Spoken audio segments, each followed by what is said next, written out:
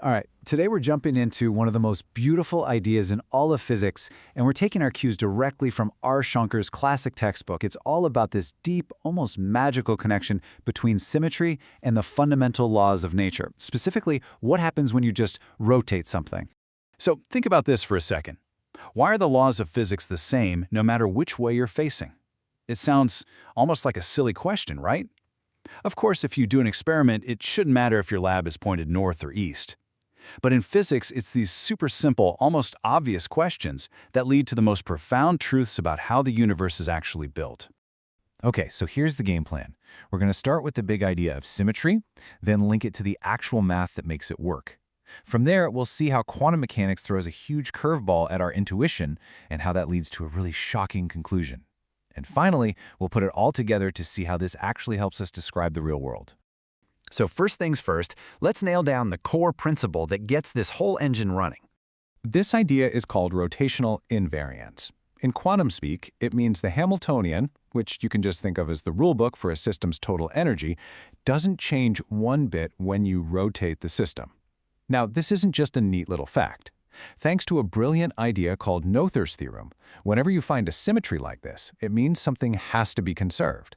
And for rotational symmetry, that conserved quantity is angular momentum.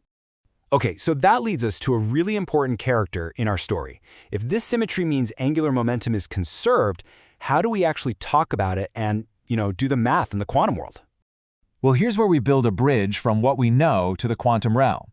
In your basic physics class, you learn angular momentum is r cross p. Simple enough. But in quantum mechanics, r for position and p for momentum become what we call operators. And their cross product gives us the angular momentum operator. So you can see, for example, the z component, Lz, is built right out of those position and momentum operators. Now here's the crucial part, so get this. The operator L does way more than just measure angular momentum. It's actually the generator of rotation.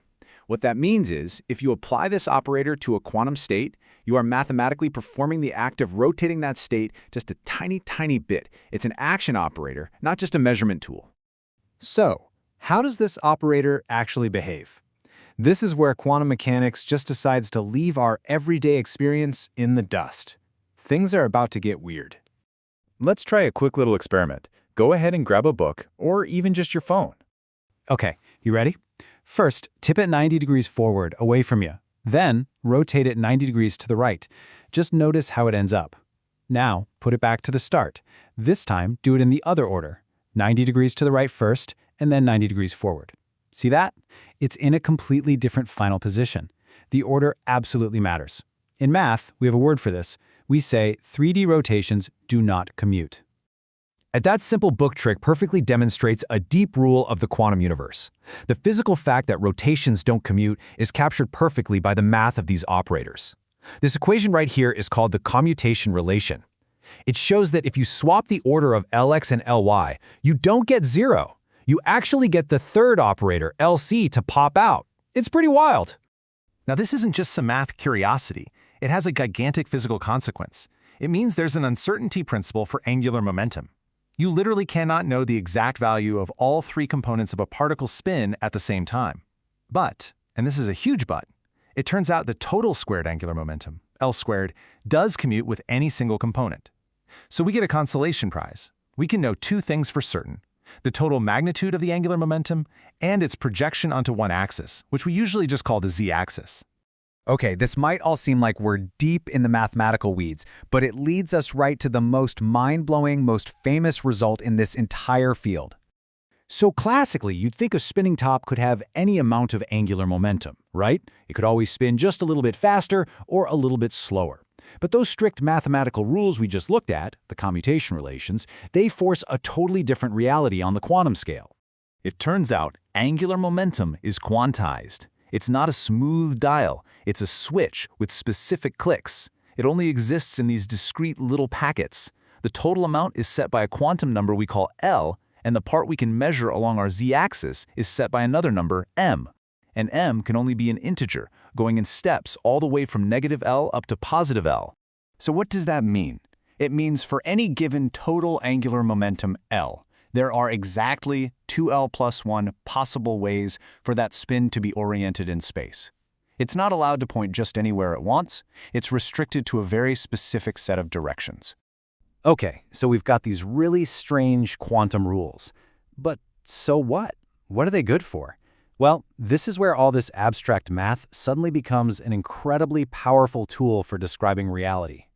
This entire framework, this whole story we've been telling, is the secret key to solving one of the most important problems in all of physics, describing the hydrogen atom. Why? Because the electric field from the proton is the same in every direction. It has rotational symmetry. So we can use everything we just figured out. And it gives us a clear recipe to follow. First, spot the symmetry. That tells you that the Hamiltonian, L squared, and Lz all commute, which means they can all be solved for at the same time. This awesome insight lets you break the terrifying Schrödinger equation into two much simpler pieces, a part for distance and a part for the angles. And here is the real magic. That angular part is universal. For any problem with this kind of symmetry, the answer is always one of these special functions called spherical harmonics.